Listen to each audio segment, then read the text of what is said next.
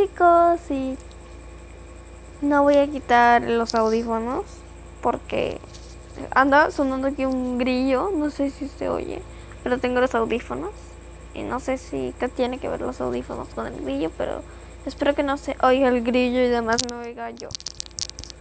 Espero. Y acá tengo un nuevo miembro de la familia y voy a dejar que ustedes adivinen, o sea, 1, conejo, 2, gato y 3, un pollito. Tiene 3 meses y en 6 o ya como de noche, 6 o 5, mañana va a cumplir 5, mañana va a cumplir 3 días porque ayer lo compré. Puede comer tal cosa porque ya en 5 días va a cumplir los 4, así que voy a hacer un video especial para él, pero espero que adivinen. Si ustedes ponen la respuesta correcta, pues les mando un saludos en el video donde mostré a mi bebé, a mi segundo bebé.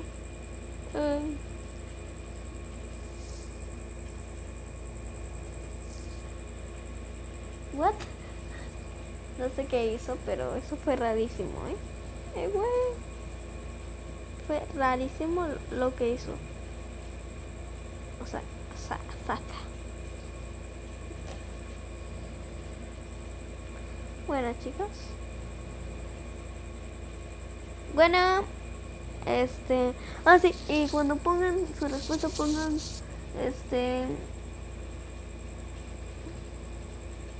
así es macho. Pongan, yo voté por el pollito, el gato o el conejito.